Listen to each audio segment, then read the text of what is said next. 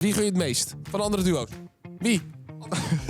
Sam. Waarom niet die andere twee? Waarom haak je ze? Ik haat ze niet. Ja, maar waarom? Waarom haak je ze? Wat wil je nou? Wat wil je dat? Ik wil horen wie het minst gunt. Ja, daar sta je dan. In One Blade Icons ervaren 8 FIFA-fanaten een week lang hoe het leven van een professioneel FIFA-speler eruit ziet. En dat is nog niet alles. Als cash op de taart hebben wij een verrassing voor het duo dat zich van zijn beste kant laat zien deze week. Zij winnen een voetbalreis naar keuze en gaan in de laatste aflevering spelen om flink wat zakgeld. En vandaag is de finale.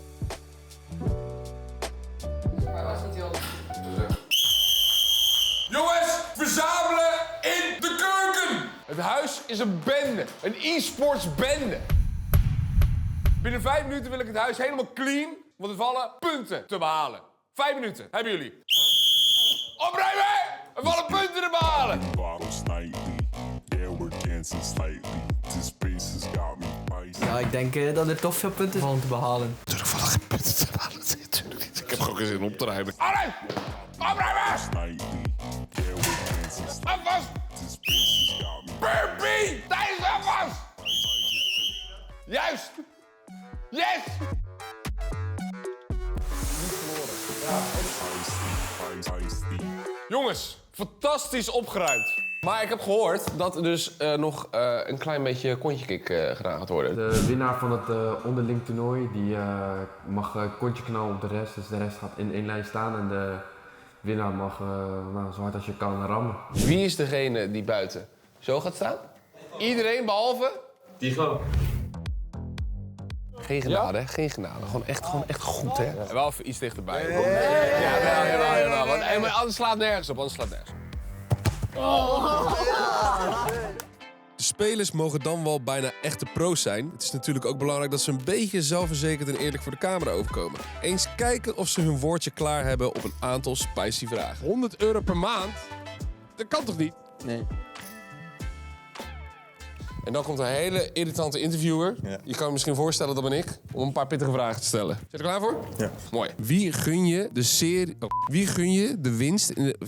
Wie gun je de winst in deze serie het minst? Glad of behaard? Daar heb ik geen ervaring mee. Dit maakt geen sens. Geen commentaar. Geen commentaar, het is een interview. Nou, ik zie het al, dit gaat niet goed. We moeten even Ruud vragen om advies, want dit gaat niet goed zo. Nou, dat is toevallig. Ruud. Goed dat ik jou weer even zie. Ja. Ruud, we zien die jongens een interview afleggen en dat ging niet helemaal vlekkeloos. En waarom? Van welke teams? Waarom?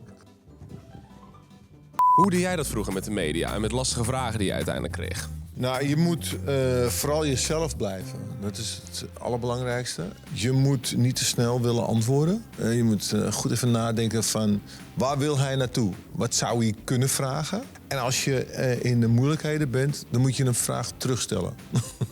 Dat zijn de trucjes waardoor je een beetje tijd krijgt om goed over na te denken. Maar je moet, hoe dan ook, altijd baas blijven over de interview. Heb jij wel eens een keer in de media een soort van statement gemaakt of dat je iets hebt gezegd omdat je juist wilde dat andere mensen het wisten? Of heb je dat altijd intern gehouden? Ik heb wel eens een keertje iets gehad met een trainer. Het was een trainer die vertelde op een gegeven moment in de pers van ja, ik moet achter die gullet achter zijn voordeur zitten, want een beetje lui is hij, want je weet wel hoe die Surinamers zijn. Dat viel niet heel goed, want als er één ding is wat ik niet ben, het is lui. Ik ben niet lui. Wat deed je toen? Nou, dat is op een gegeven moment zo geworden dat hij, uiteindelijk werd hij ontslagen, ja.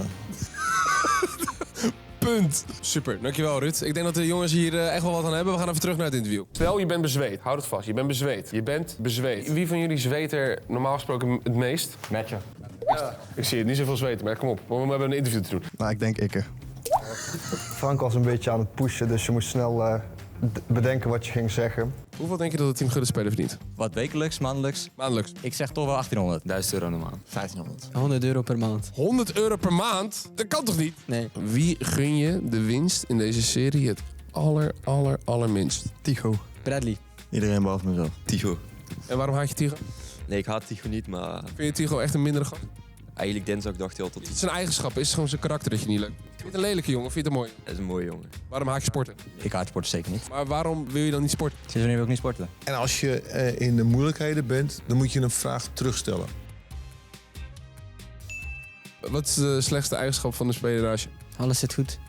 Je kan niks bedenken? Nee. Je eigen lengte, vind je dat een probleem? Nee. Waarom sta je aan mijn kratje? Vandaag moest. Ja.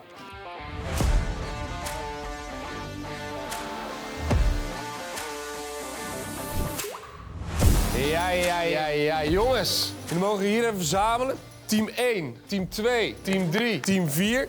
We gaan met z'n allen 2 uur lang Division Rivals spelen en na een uur valt er een team af. Jullie beginnen allemaal op 0 munten en hebben een aantal punten op jullie account. En degene die de quiz heeft gewonnen, die heeft een voordeel. Die heeft dus het dubbele aantal punten. 4 teams krijgen een kwartier de tijd om spelers te packen en die tijd gaat nu in.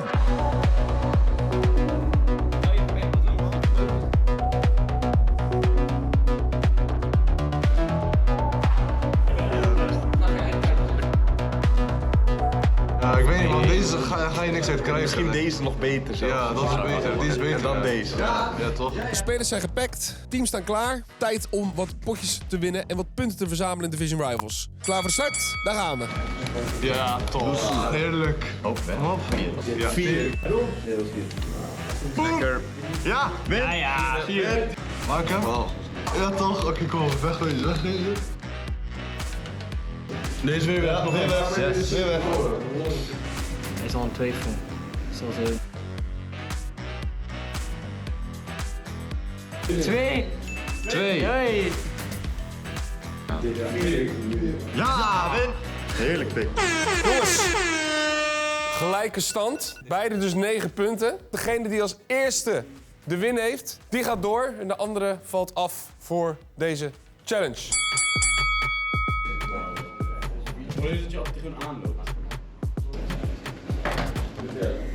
Nooit, bro. Dit is echt...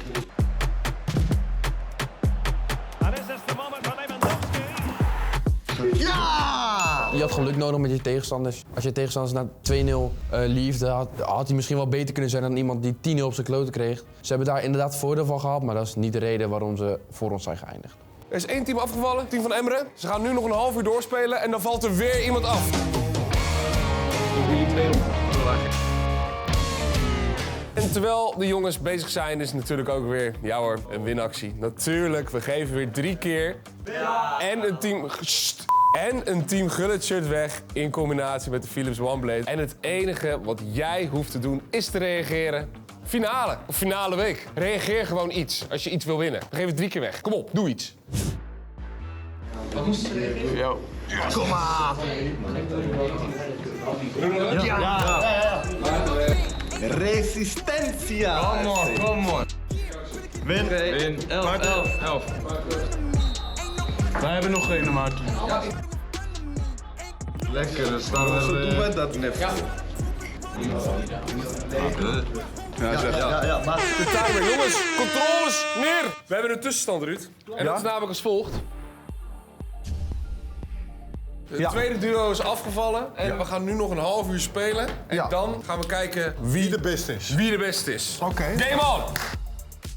Ik denk dat het bij deze challenge gewoon... Het gaat niet echt om klassement. Nou ja, uiteindelijk wel. Maar ik denk dat je niet veel had kunnen veranderen. Dat het echt puur aan je tegenstander ligt wie je tegenkwam. Wie was dit? Levi, was jij dat, Rood? Kom op nou, schiet nou op. Het duurt allemaal veel te lang, jongen. Al die... Nu moet je gewoon harken. Kom op. Nog 1 minuut. Kom op. Scoren nou, kom op. Snel. Hap. Dankjewel. 1-0 achter. Ja, jongen. 5, 4, 3, 2, 1. Stop. Weet je wat je kan? Helemaal niks. De tussenstand en ook tevens de eindstand. 21-19. Met Bradley en Levi hebben deze challenge gewonnen. Ja, wat een week was dit. We hebben alles wel meegemaakt, Ruud. We hebben de mannen gezien in meerdere scenario's. Ze hebben vriendschappen gesloten. Ze zijn vijanden geworden van elkaar. Echte aardsvijanden, dat hebben we ook gezien. We hebben gelachen, we hebben gehuild, we hebben gerend, we hebben gelopen. We hebben geslapen en ook gegamed tot 3:30 in de nacht. Maar uiteindelijk kan er natuurlijk maar 1 duo de winnaar zijn. We hebben de snorretjes verdeeld en je voelt hem natuurlijk al aankomen. Confetti staat klaar. Ruud, we hebben een winnaar, hè? Ja. En eigenlijk toch wel terecht. Ja? Ik had het niet verwacht, maar uiteindelijk toch geworden. Vind ik toch wel krachtig. Ja, dat zeg je denk ik heel goed. Ja, daar gaan we dan. Zijn we er klaar voor? En de grote winnaar is... Ja, dat zie je volgende week. We hebben nog een mooie afsluitende zin en dan die laat ik over aan Tigo. Ja, de kat sturen. Als iemand niet komt opdagen, maar dat wel even gezegd, ja, dan stuur je in het Vlaams de kat.